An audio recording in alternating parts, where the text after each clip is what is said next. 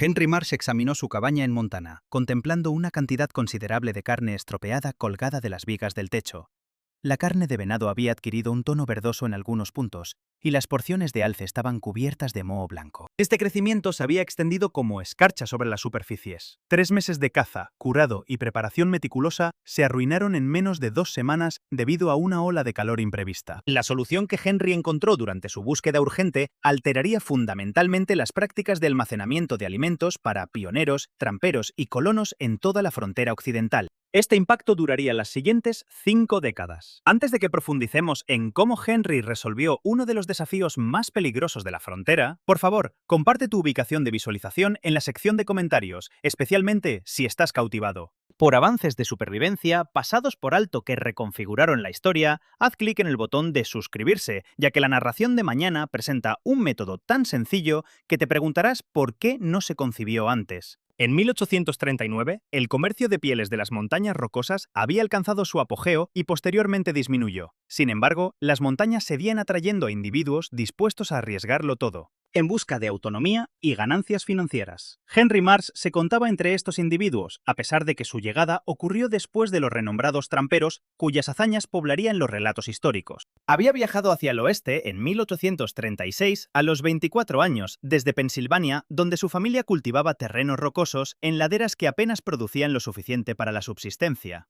Las montañas presentaban una oportunidad que la granja agotada de su padre nunca podría ofrecer, la perspectiva de una verdadera riqueza. Henry no era un hombre de la montaña célebre, nunca serviría como explorador del ejército, ni lideraría convoyes de carretas, ni sus aventuras serían documentadas en la popular ficción barata. Era capaz, meticuloso y lo suficientemente afortunado para evadir los percances y enfrentamientos que cobraron numerosas otras vidas. Atrapaba castores siempre que eran localizables, cazaba alces y ciervos por su carne y pieles e intercambiaba sus mercancías en las reuniones anuales de tramperos, donde los tramperos de pieles convergían con los convoyes de provisiones procedentes de San Luis.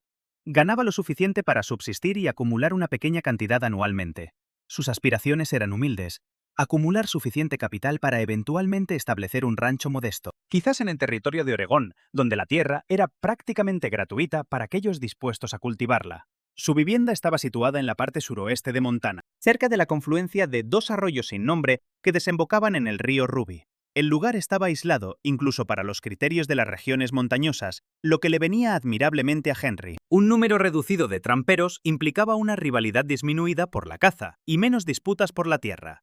Este aislamiento también hizo a Henry completamente autosuficiente. Si ocurriera alguna desgracia, no había nadie disponible para ayudarlo. El puesto comercial más cercano estaba a 4 días de viaje a caballo hacia el noreste. Otros tramperos a veces recorrían las cercanías. Sin embargo, Henry podía pasar hasta 6 semanas sin encontrarse con otra persona. Había construido su cabaña durante el verano de 1837, empleando técnicas convencionales como troncos entallados y relleno de barro. Una sencilla puerta de madera, una única ventana pequeña cubierta con pergamino aceitado y un techo de corteza que permitía la entrada de agua durante aguaceros intensos, pero generalmente repelía los elementos. La edificación era suficiente. Internamente poseía un hogar de piedra que él mismo había construido, una litera, una mesa modesta, estanterías para provisiones y las vigas del techo de las que colgaba la carne, para curar y conservar. Esta disposición era característica de los tramperos solitarios que residían en la naturaleza. La conservación de alimentos presentaba a Henry una dificultad incesante. Al igual que para todos los pioneros en la naturaleza, sin una conservación adecuada, la carne se estropearía en pocos días en condiciones cálidas, y las verduras solo se mantendrían por un periodo marginalmente más largo. El periodo de cultivo en las montañas de Montana era breve, durando aproximadamente 4 meses entre las últimas heladas. En consecuencia, durante 8 meses al año, el sustento de Henry dependía completamente de provisiones que habían sido conservadas. Empleó todas las técnicas de conservación conocidas por los hombres de la frontera. Ahumaba la carne a fuego lento, formando una capa exterior que inhibía la proliferación bacteriana, y también aplicaba grandes cantidades de sal a la carne.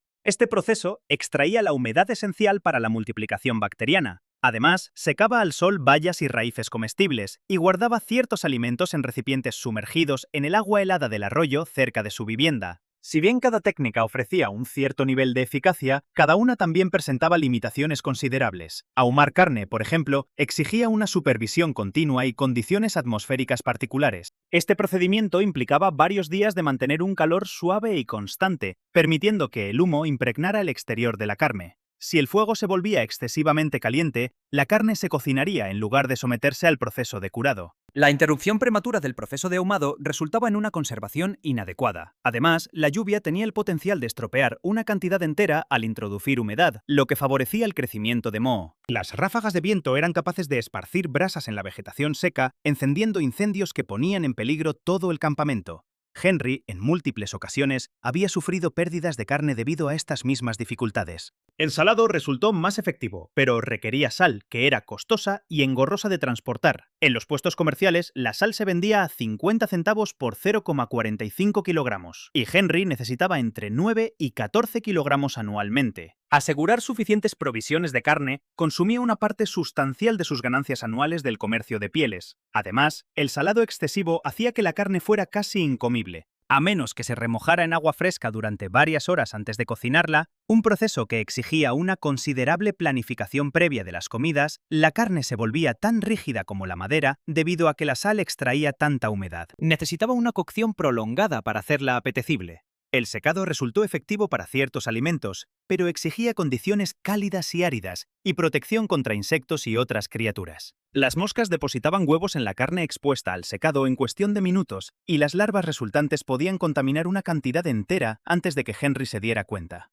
Pájaros, ardillas y otros pequeños animales eran propensos a robar provisiones secas si no se supervisaban continuamente o se guardaban en recipientes herméticos. Además, la precipitación durante la fase de secado requería un reinicio completo. En el terreno montañoso, los patrones climáticos eran notoriamente erráticos. Una mañana soleada podía transformarse rápidamente en una tormenta vespertina, borrando varios días de esfuerzos preparatorios. Almacenar artículos en el arroyo representaba la técnica más confiable de Henry, pero su eficacia se limitaba a estaciones específicas. Durante la primavera y principios del verano, la nieve derretida mantenía el agua del arroyo a baja temperatura. Esto era suficiente para retrasar considerablemente el deterioro. Henry había construido una modesta unidad de almacenamiento sumergida, fabricándola con una caja de madera lastrada con rocas e inmersa en una profunda cuenca de agua. La carne guardada en este almacén oculto se mantenía viable durante una semana o más durante los periodos de agua más fría. Sin embargo, a mediados de julio, la temperatura del arroyo subía sustancialmente. El agua, que había estado justo por encima de 0 grados Celsius en mayo, alcanzaba temperaturas de 16 grados Celsius o más a finales del verano. A tales temperaturas, la carne sumergida se deterioraba casi tan rápidamente como la carne almacenada dentro de la cabaña. La ola de calor de julio de 1839 fue excepcionalmente dura. Las temperaturas dentro de la cabaña de Henry se dispararon a más de 30 grados Celsius durante 12 días consecutivos. El mercurio superó los 29 grados Celsius, e incluso con las sustanciales paredes de troncos, la carne curada suspendida de las vigas de su techo, destinada a durar hasta el otoño, comenzó a estropearse rápidamente. El calor elevado aceleró la proliferación bacteriana, un proceso que ni siquiera un ahumado extenso pudo detener. En menos de 15 días, las provisiones, que representaban 3 meses de ardua caza, estaban completamente arruinadas. Henry ya había tenido dificultades antes, pero este evento en particular fue desastroso. Era finales de julio. La temporada de caza de alces no comenzaría hasta septiembre. El número de ciervos locales era escaso debido a la caza excesiva por parte de numerosos tramperos en años anteriores. Poseía, como máximo, provisiones para 6 semanas, siempre que administrara sus porciones con prudencia. Después de ese periodo, se enfrentaría a un dilema: o emprender una peligrosa caza de emergencia a finales del verano, cuando la caza mayor era escasa, o embarcarse en la caminata de 4 días hasta el puesto comercial, para adquirir provisiones a costos exorbitantes, lo que agotaría la mayor parte de sus fondos acumulados. Henry estaba sentado fuera de su vivienda la noche siguiente a encontrar la carne arruinada, esforzándose por sopesar sus alternativas, ninguna de las cuales parecía favorable. Podría intentar cazar a pesar de las circunstancias adversas, pero la caza de verano era notoriamente difícil. Las criaturas migraban a altitudes más elevadas, en busca de temperaturas más bajas y mejores pastos. Estaban dispersas y eran cautelosas. Un individuo podía pasar varias semanas en el terreno elevado y regresar con las manos vacías. Tenía la opción de viajar al puesto comercial, pero adquirir suficientes alimentos conservados para durar hasta el periodo de caza implicaría un gasto mínimo de 200 euros, lo que representaba la mayor parte de sus ahorros acumulados. Alternativamente, podría intentar atrapar castores con gran intensidad e intercambiar sus pieles por sustento. Sin embargo, los castores eran ahora poco comunes en su vecindad después de años de intensa caza con trampas. A la mañana siguiente, Henry se dirigió a su escondite junto al arroyo para recuperar las limitadas provisiones guardadas allí que aún pudieran ser aptas para el consumo. El escondite estaba situado dentro de una profunda poza, donde una roca sustancial desviaba el flujo, formando una zona tranquila con velocidad de agua reducida. Entró en la poza, evaluando la temperatura del agua. Estaba notablemente más tibia de lo que había estado en junio, lo suficientemente cálida, como para que sus provisiones sumergidas fueran probablemente inutilizables. Sacó el recipiente de madera. La carne dentro había comenzado a descomponerse a pesar de su inmersión. La arrojó a la orilla del río con exasperación. Mientras permanecía en el arroyo, contemplando su situación, observó algo peculiar. Aproximadamente 18 metros río abajo, una presa de castores. Se había derrumbado parcialmente durante la inundación de primavera y no había sido reparada. Los castores aparentemente habían abandonado esa presa específica y se habían reubicado. En el punto donde la presa se había roto, el agua había erosionado un canal a través del terraplén, revelando una sección transversal geológica del suelo de un par de metros de profundidad. Henry pudo discernir estratos claros dentro de la tierra expuesta, tierra vegetal y raíces de vegetación cerca del exterior, seguido de un estrato de materia orgánica más oscura y luego una veta de arcilla rojiza que se extendía hacia abajo hasta donde su vista le permitía ver en el terraplén. Se acercó para examinar el segmento caído, con más detenimiento. El estrato de arcilla despertó su interés, ya que le recordó los depósitos arcillosos cercanos a la finca agrícola de su familia en Pensilvania. Su padre siempre se había quejado de que la tierra arcillosa era ardua de cultivar. Sin embargo, Henry recordó que el área de almacenamiento subterránea excavada en arcilla mantenía consistentemente una temperatura notablemente baja, incluso en medio del calor del verano. Extendió su mano hacia el terraplén expuesto y hundió su mano en el estrato de arcilla. La arcilla se sentía fría contra su piel, distintamente más fresca que el aire ambiente o la tierra superficial. Henry excavó más con sus manos. Al extraer trozos de la tierra rojiza a unos 15 centímetros de profundidad en la orilla, la arcilla se sentía aún más fría. A una profundidad de 30 centímetros estaba lo suficientemente fría como para que, al sostenerla en sus manos durante un minuto, sus dedos se sintieran incómodos. Observó la presa de castores en ruinas, el terraplén de arcilla descubierto y el agua tibia del arroyo, que ahora era incapaz de mantener frescas sus provisiones. La arcilla fría de alguna manera le recordó la bodega de raíces de su padre en Pensilvania. Esa área de almacenamiento en particular había sido excavada profundamente en tierra rica en arcilla. Los productos guardados allí se mantenían viables durante varios meses. Patatas, nabos, zanahorias e incluso ciertos cortes de carne envueltos se mantenían frescos considerablemente más tiempo que cualquier artículo almacenado en la superficie. Henry dedicó el resto del día a contemplar la arcilla fría. Al carecer de formación científica o de ingeniería formal, no estaba familiarizado con los principios de la masa térmica ni con por qué el suelo mantenía temperaturas constantes por debajo de ciertas profundidades. Sin embargo, su experiencia práctica le había enseñado que la bodega de raíces de su padre había funcionado excepcionalmente bien. Además, esa bodega había sido excavada en tierra arcillosa bastante similar a lo que había encontrado recientemente cerca de su arroyo. El vínculo pareció evidente una vez que lo estableció. Si la arcilla se mantenía fría bajo la superficie y las bajas temperaturas inhibían la descomposición de los alimentos, entonces quizás podría excavar su propio espacio de almacenamiento refrigerado dentro del estrato de arcilla cerca de su vivienda. El concepto parecía casi excesivamente sencillo. Todo trampero sabía que las cavernas se mantenían frescas durante el verano. Algunos individuos conservaban provisiones en cuevas naturales siempre que las encontraban. Sin embargo, las cuevas eran poco comunes y frecuentemente habitadas por osos u otras criaturas, lo que las hacía peligrosas para su uso. Lo que Henry estaba contemplando era, en esencia, construir una caverna artificial, una excavación lo suficientemente profunda en tierra arcillosa para acceder a la región fría que había encontrado al excavar en el terraplén del castor caído. Si esto resultaba exitoso, tendría un almacenamiento en frío duradero, independiente de la temperatura del agua del arroyo o de las raras cavernas naturales. A la mañana siguiente, Henry comenzó su prueba inicial. Eligió un lugar a unos 27,5 metros de su cabaña, situado en una ligera elevación que evitaría la acumulación de agua durante lluvias intensas. Este sitio estaba lo suficientemente cerca para ser práctico, pero lo suficientemente lejos como para que cualquier excavación no comprometiera la base de su cabaña. Poseía una pala, un implemento fundamental que todo hombre de la frontera poseía para diversas tareas del campamento. Nunca antes la había empleado para tal empresa, pero tendría que ser suficiente. Comenzó a cavar. El estrato superior de tierra era sencillo, consistente en tierra vegetal suelta mezclada con raíces de hierba y materia orgánica. Rápidamente lo retiró, apilándolo cerca. Debajo de la tierra vegetal encontró un terreno más firme, una mezcla de pequeñas piedras y tierra compactada. Esto resultó más desafiante, pero seguía siendo factible. Habiendo excavado a una profundidad de aproximadamente 60 centímetros, encontró arcilla. La arcilla era compacta y pesada, exigiendo un esfuerzo considerable para fragmentarla con la pala. Cada palada era espesa y pegajosa, adhiriéndose a la hoja y requiriendo raspado para su eliminación. Henry trabajó durante 6 horas ese día inicial, creando una abertura de aproximadamente 1,2 metros cuadrados y 0,9 metros de profundidad. Al anochecer, sus manos estaban en carne viva y su espalda adolorida, por el continuo agacharse y levantarse. No estaba acostumbrado a este tipo de esfuerzo manual prolongado. La caza y la trampería implicaban recorrer distancias considerables y periodos intermitentes de actividad extenuante. Pero no, el estrés monótono de una excavación incesante. Descansó mal esa noche, su musculatura resistiéndose a cada movimiento. Al segundo día, persistió en excavar, penetrando más profundamente en el estrato de arcilla. A una profundidad de 1,2 metros, extendió la mano y tocó la arcilla en la base de su excavación. Se sentía notablemente más fría que el nivel del suelo.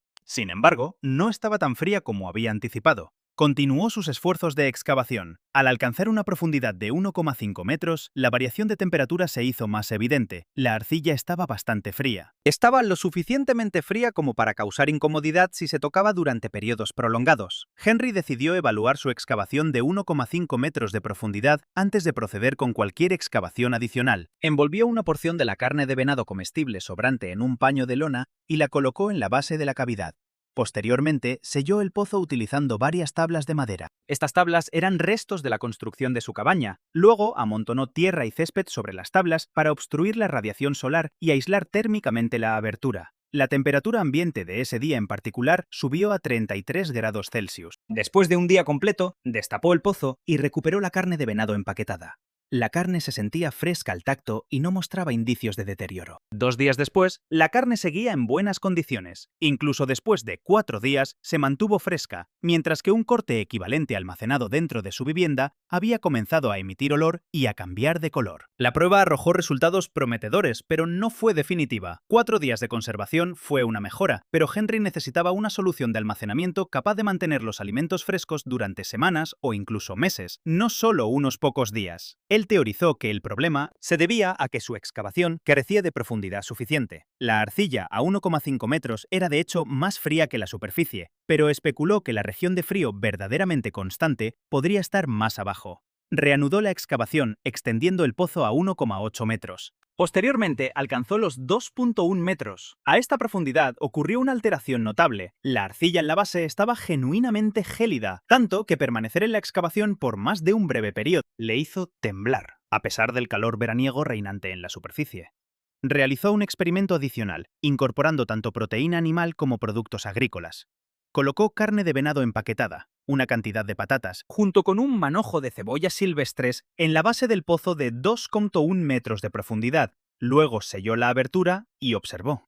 Después de 7 días, cada alimento seguía en un estado impecable. Después de 14 días, la carne no mostraba signos de descomposición y las verduras conservaban su firmeza y frescura. Después de 3 semanas, todo el contenido seguía apto para el consumo. Henry había identificado con éxito la profundidad crucial. A 2,1 metros bajo tierra, en suelo arcilloso, la temperatura se mantuvo constante, independientemente de los factores ambientales externos. Durante el mes siguiente, Henry mejoró su metodología mediante pruebas continuas. Determinó la importancia de la configuración de la excavación. Su pozo cuadrado original sufría de un movimiento de aire inadecuado en sus esquinas. En consecuencia, revisó el diseño creando una zanja rectangular, que medía aproximadamente 1,8 metros de largo, 1,2 metros de ancho y 2,1 metros de profundidad.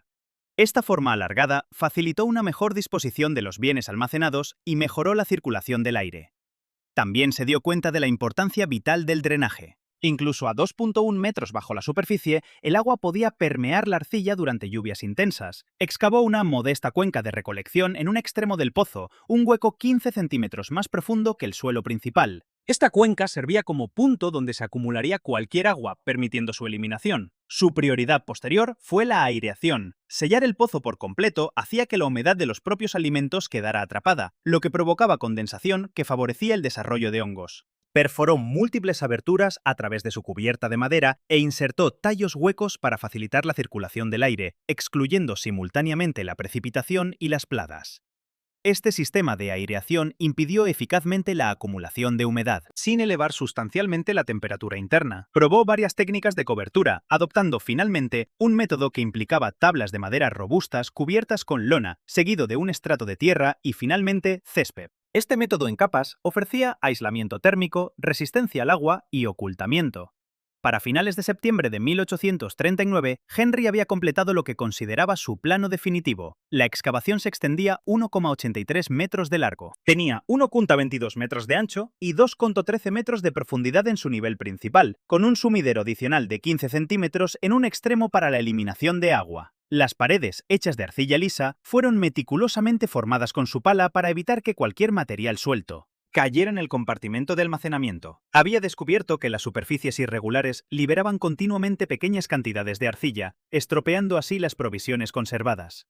Alisar las paredes. Requirió un esfuerzo adicional, pero resolvió este problema. La entrada se facilitaba mediante un pasaje vertical en lugar de una abertura inclinada. Un punto de entrada en ángulo habría simplificado el acceso y la salida. Sin embargo, también habría permitido que el aire más cálido descendiera a la cavidad.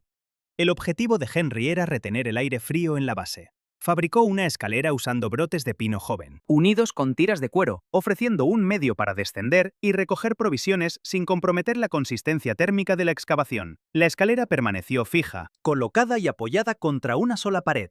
El mecanismo de cubierta protectora era avanzado para una estructura construida en la frontera. El estrato fundamental comprendía 8 tablas sustanciales, cortadas de troncos de pino. Cada tabla medía aproximadamente 7,6 centímetros de grosor, 30,5 centímetros de ancho y 2,13 metros de largo. Las tablas encajaban perfectamente, dejando solo pequeños espacios entre ellas. Henry había fabricado conexiones de machiembrado a lo largo de sus perímetros, asegurando que cada tabla encajara con las adyacentes. Este diseño evitaba que la distorsión formara aberturas lo suficientemente anchas para que las criaturas penetraran.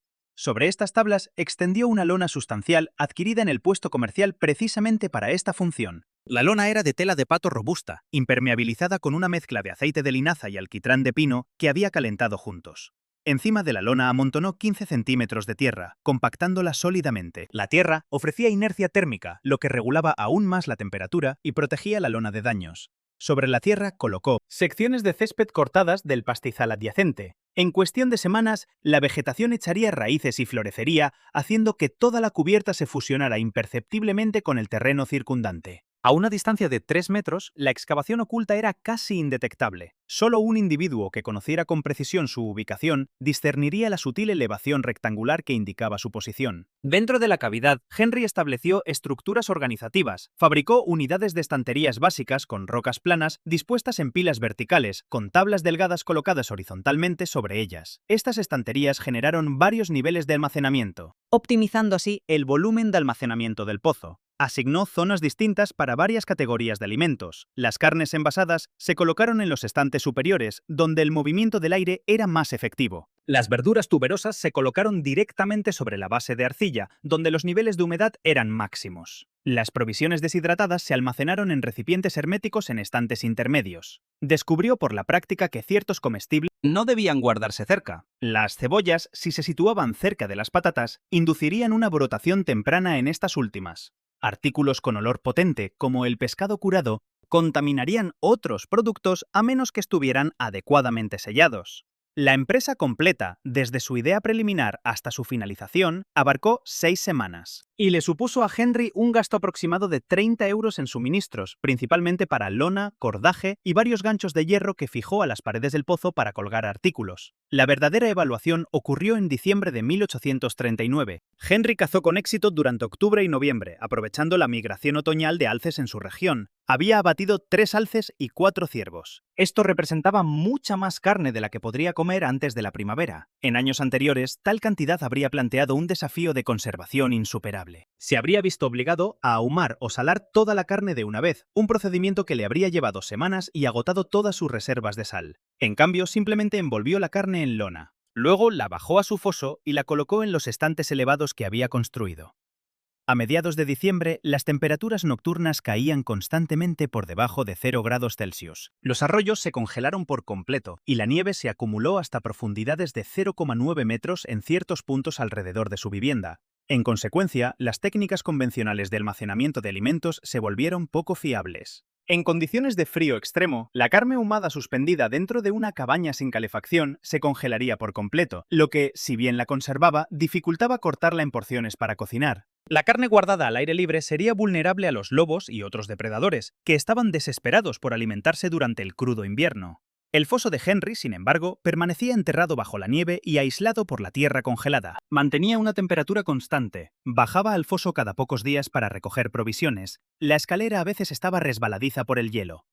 Sin embargo, el interior del foso se mantuvo notablemente estable. La temperatura a 2,1 metros bajo tierra nunca varió más de unos pocos grados Celsius, independientemente de las condiciones en la superficie. Cuando la temperatura del aire exterior era de menos 26 grados Celsius, la temperatura del foso se mantenía alrededor de los 4 grados Celsius, incluso cuando un breve periodo de calentamiento en enero hizo que las temperaturas subieran. Por encima del punto de congelación durante varios días, el foso se mantuvo fresco. Henry comprendió que había descubierto algo significativo. A profundidades subterráneas adecuadas, la temperatura era casi completamente inalterada por el clima de la superficie. La carne guardada en su foso se mantuvo fresca durante todo el invierno. En febrero, recuperó carne de venado que había guardado en octubre más de 4 meses antes. La carne no mostraba signos de quemaduras por congelación, ni de coloración, ni deterioro alguno. Estaba tan impecable como el día en que había cazado el ciervo. Sus vegetales de raíz, guardados en la base del foso, se mantuvieron firmes y aptos para el consumo. Las patatas, que habrían brotado o se habrían podrido en su cabaña, perduraron durante meses en las condiciones frescas y húmedas del suelo del foso. Las zanahorias mantuvieron su frescura, e incluso las cebollas silvestres se mantuvieron viables considerablemente más tiempo de lo que el almacenamiento convencional permitía. Otros tramperos a veces atravesaban el territorio de Henry durante el invierno, ya sea revisando trampas o moviéndose entre campamentos. Henry les ofrecía hospitalidad, como era costumbre en la frontera. Compartía comida y refugio con estos viajeros. Estos huéspedes siempre comentaban la excelencia de las provisiones de Henry. La carne fresca en febrero era poco común, ya que la mayoría de los tramperos consumían carne seca muy salada o pemmican deshidratado a mediados del invierno, alimentos que, aunque nutritivos, eran casi insípidos y difíciles de masticar. Henry les ofrecía venado, que era tierno y lleno de sabor, junto con verduras que no se habían marchitado ni estropeado. Cuando le preguntaron cómo mantenía tales provisiones, les explicó su sistema de foso. Algunos expresaron dudas, otros quedaron fascinados, y unos pocos pidieron inspeccionar el foso de primera mano. Henry se los mostró de buena gana, detallando las especificaciones de profundidad necesarias. La necesidad de suelo arcilloso y los métodos de cobertura que había ideado se extendieron lentamente por la dispersa comunidad de tramperos, pero para la primavera de 1840 ya había circulado. Varios tramperos que habían visitado el campamento de Henry durante los meses de invierno comenzaron a construir sus propios pozos de almacenamiento, incluyendo a un trampero llamado Douglas Bennett. Operando aproximadamente 32 kilómetros al norte de la cabaña de Henry, él fue el primero.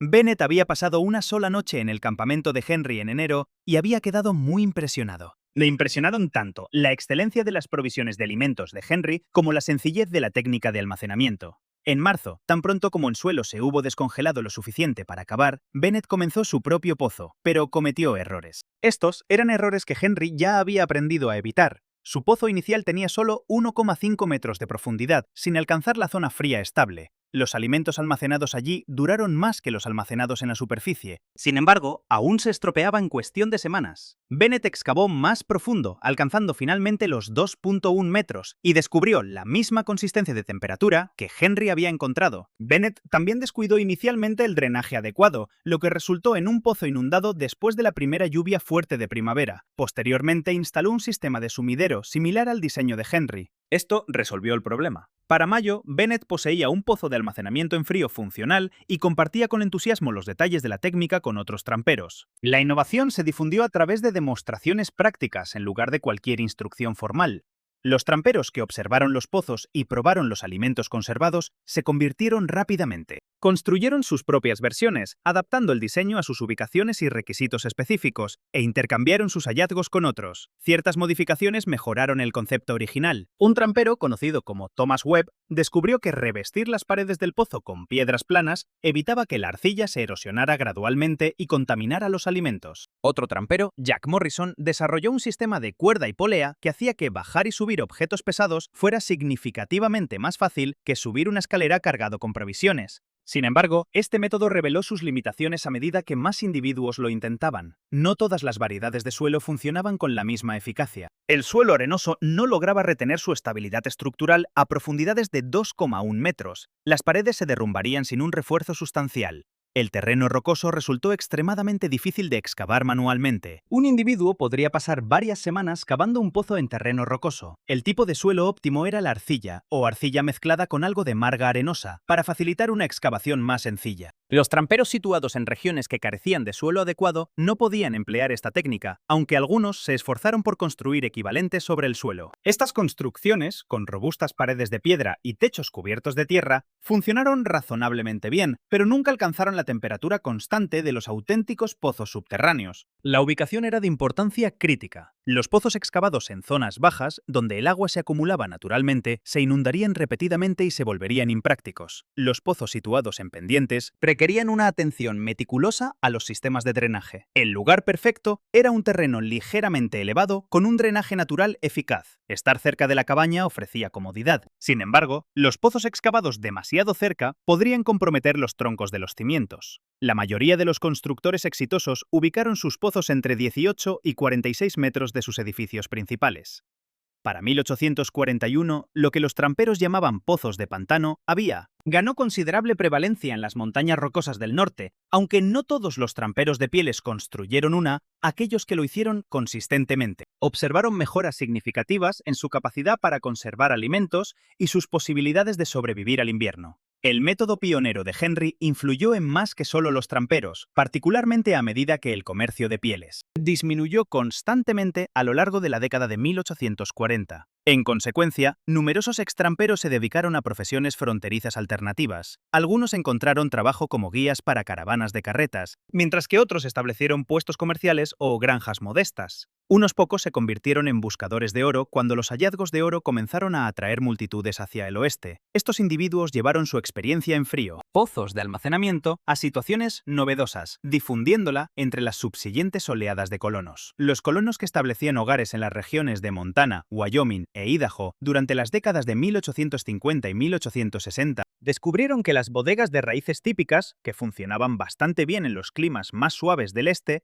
frecuentemente resultaban inadecuadas para las severas fluctuaciones climáticas del oeste montañoso. Las temperaturas de verano podían subir a 38 grados Celsius, mientras que los inviernos podían caer a menos 34 grados Celsius. Las instalaciones de almacenamiento de alimentos tenían que hacer frente a ambos espectros. Los extramperos que habían construido o utilizado estos pozos introdujeron este método a las comunidades agrícolas. El diseño de estos profundos pozos de arcilla resultó ser perfecto para almacenar alimentos en las granjas, y los colonos adaptaron la idea fundamental para fines agrícolas. Las familias rurales requerían almacenamiento para mayores volúmenes y tipos de alimentos más diversos que los tramperos individuales, por lo que construyeron pozos más grandes, algunos alcanzando 3 metros por 3,7 metros y 2,4 metros de profundidad. Incorporaron escaleras de piedra permanentes en lugar de escaleras de mano para facilitar la entrada y construyeron mecanismos de cubierta más sofisticados, con entradas con bisagras y estructuras robustas.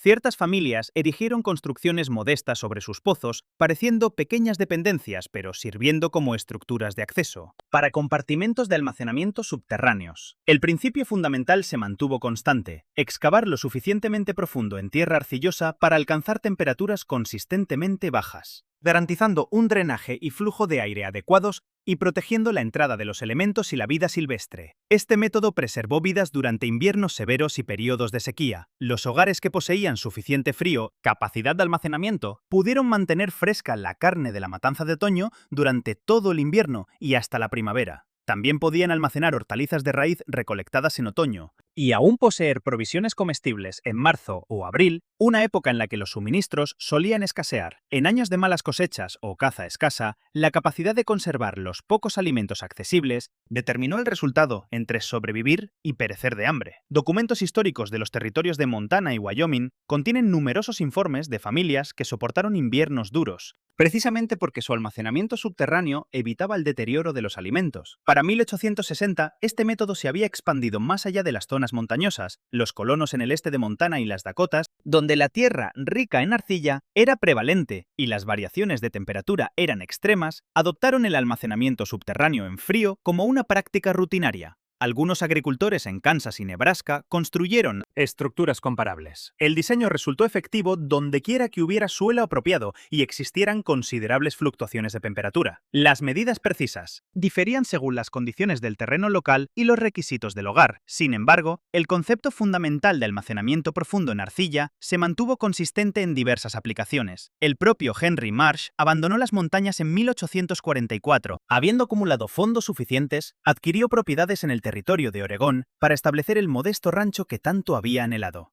Se casó con Catherine Reynolds, una viuda, en 1846. Durante los siguientes 25 años se dedicó a la ganadería y a criar a sus 4 hijos en el valle de Willamette. Tras su partida de Montana, Henry nunca construyó otro pozo de almacenamiento. El valle de Willamette gozaba de un clima templado, lo que hacía que las bodegas subterráneas convencionales fueran perfectamente funcionales, y para la época en que estableció su rancho. Los servicios comerciales de recolección de hielo estaban surgiendo en las zonas más pobladas. Rara vez hablaba de su época como trampero. Sus hijos sabían que su padre había vivido en las montañas antes de establecerse en Oregón, aunque reveló mínimos detalles. El método innovador, que se había extendido por toda la frontera y había salvado innumerables vidas, era simplemente una solución que ideó para un problema práctico. No veía justificación para atribuirse el mérito o buscar reconocimiento. Catherine falleció en 1868 tras una breve enfermedad. Henry continuó supervisando el rancho, ayudado por sus 2 hijos, hasta que la artritis hizo que el trabajo manual fuera cada vez más difícil. Vendió el rancho en 1870 y se trasladó a Salem, Oregón, donde su hija residía con su familia. Pasó sus últimos años con relativa tranquilidad, un individuo reservado que leía periódicos, interactuaba con sus nietos y a veces participaba en reuniones de la Iglesia Metodista. Falleció pacíficamente mientras dormía en marzo de 1872 a los 60 años. Su obituario en el periódico de Salem lo describía como un antiguo ranchero y antiguo habitante de las montañas. No se mencionaban las excavaciones de almacenamiento en frío ni los métodos de conservación de alimentos en las montañas de Montana, de las que Henry se había marchado casi 3 décadas antes. Sus pozos iniciales permanecieron intactos, la cabaña se había desintegrado durante la década de 1850, sus maderas se pudrieron y el techo se derrumbó, como invariablemente ocurre con las construcciones abandonadas. Sin embargo, 2,1 metros bajo la superficie, el pozo de arcilla mantuvo su integridad estructural. Residentes posteriores de la zona lo habían encontrado y utilizado. Durante la década de 1860, un buscador de oro guardó provisiones allí durante un invierno mientras buscaba oro en las vías fluviales adyacentes. Un grupo de cazadores en la década de 1870 lo empleó para conservar carne de alce durante una estancia prolongada. La excavación requería un mantenimiento periódico, como la eliminación de detritos y la reparación de su cubierta, pero su estructura central no necesitaba reconstrucción. Excavaciones comparables, dispersas por las rocosas del norte y las regiones del oeste montañoso, beneficiaron a sus creadores y a los usuarios sucesivos durante muchas décadas. Algunas continuaron funcionando eficazmente hasta principios del siglo XX. Mucho después de que los sistemas de refrigeración comerciales se hubieran generalizado en los centros urbanos, ranchos distantes y granjas aisladas persistieron en el uso de almacenamiento subterráneo en frío, ya que era eficaz, no requería mantenimiento mecánico y no generaba gastos operativos una vez construido. Este método se volvió tan común en ciertas áreas que su origen innovador fue olvidado. Era simplemente la práctica establecida, similar a hacer muescas en troncos o construir hogares de piedra. Henry Marsh permaneció ajeno a la influencia completa de sus métodos. Nunca descubrió cuántas personas crearon pozos, siguiendo su modelo, o el número de vidas prolongadas gracias a que los alimentos se mantuvieron frescos debido a las técnicas de conservación que él había ideado. Falleció convencido de que había abordado suficientemente un desafío personal y que simplemente había compartido la solución con un puñado de compañeros tramperos. El impacto histórico real, sin embargo, fue considerablemente mayor. Impulsado por la necesidad urgente de salvar carne en descomposición, un hombre descubrió sin querer los conceptos fundamentales de la inercia térmica y el calor subterráneo constante, lo que posteriormente moldeó los métodos de construcción de los asentamientos pioneros. Esta innovación también revolucionó la conservación de alimentos para futuras generaciones. La misma arcilla que casi lo llevó a su muerte por inanición, finalmente se convirtió en la sustancia que preservó su vida y la de cientos más que emularon sus métodos, dentro de la implacable extensión montañosa.